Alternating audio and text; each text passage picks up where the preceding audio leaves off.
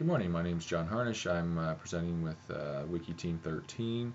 I'm obviously not able to be present today, so I am recording my portion of our presentation in two different segments, and this is the first one.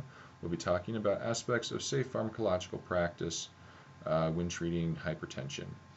Obviously the goal is to meet our goal blood pressure without causing any harm to the patient. And there's a couple things that can cause harm to the patient, but before we get to those, real quick, factors affecting blood pressure that should be considered when you're titrating your medication or adding a new medication include, but are not limited to, cardiac output, stroke volume, heart rate, systemic vascular resistance, contractility of the heart, hypervolemia or hypovolemia, and vasoconstriction.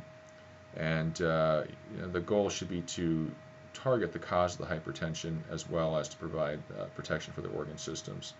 And medication should always be prescribed in conjunction with lifestyle changes. So the three equations that we're briefly going to mention here, this isn't a class on hemodynamics, so we're going to make it very brief, but they do all impact blood pressure dramatically. First one's cardiac output, which is stroke volume times heart rate. The second one is systemic vascular resistance, which is the mean arterial pressure minus the central venous pressure divided by the cardiac output. This is also known as afterload. And then the mean arterial pressure, our third one, the formula for that is 2 times the diastolic blood pressure plus the systolic blood pressure divided by 3. Moving on from that, we're going to talk real quick about medication classes and their impact on blood pressure, predominantly through those 3 formulas. And we're not going to go into terribly deep depth, though, because we're going to cover them later when we talk about our classes and medications a little bit more. So briefly, diuretics are going to obviously decrease your intravascular volume and will decrease your preload and your afterload, which should lower your blood pressure. Then you have your ACEs and your ARBs. Those are going to cause vasodilation by inhibiting the angiotensin-renin system, which is pretty much going to decrease systemic vascular resistance. It's also going to decrease it's going to have some impact on the kidney as well, but predominantly we're talking about hypertension here, so it's going to decrease your systemic vascular resistance. Please bear in mind the potential to cause hyperkalemia with your ACEs, especially in conjunction with potassium-sparing diuretic. Then moving on, beta blockers, we're briefly going to touch on. We don't talk about it much in this presentation. They're not prominently featured in the JNC8 hypertension management guidelines from 2014, so they'll be kind of on the sidelines for the most part. But briefly mentioned, they obviously decrease your heart rate, and sometimes, depending on whether they're whether or not they're beta selective, they may also decrease your systemic vascular resistance. Think of labetalol, for example, which does both. Atenolol would be an example of a medication which is more selective for the heart alone. Moving on from that, calcium channel blockers are going to decrease your heart rate, decrease your contractility, and cause vasodilation.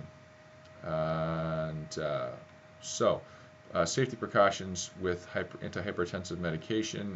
This is most important. It's always important, but it's most important with your elderly population. We've spent a lot of time listening to information in our lectures talking about how elders are more prone to dehydration, orthostasis, and so we really want to be careful that we don't either dry them out too much or dilate them out too much and then cause a fall, which put them in the hospital or cause unfortunate side effects. The change in goal blood pressure for patients greater than or equal to 60 is only 10 points higher than systolic blood pressure, but I think it's reflective of that. Otherwise, the pressures are listed there. You want a diastolic blood pressure less than 90 and less than 150 for someone who is greater than or equal to 60, and if they're less than 60, then you want it to be a diastolic less than 90 and a systolic less than 140. There are some recommendations from the American Geriatric Association formulated through the Beers list. Interesting resource there.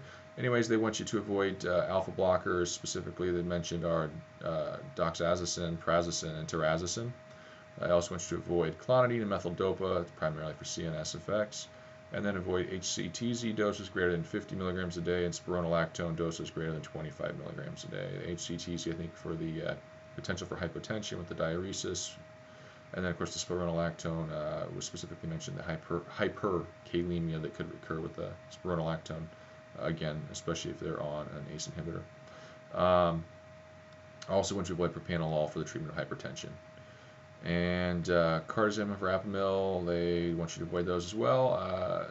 Looked at that a little bit. It seemed like they were talking more about potential to cause constipation with the calcium channel blockers. I didn't know that, but yeah, not good for elderly people to be constipated. So moving on, the biggest thing is we've spent a lot of time listening and talking about this in our classes and in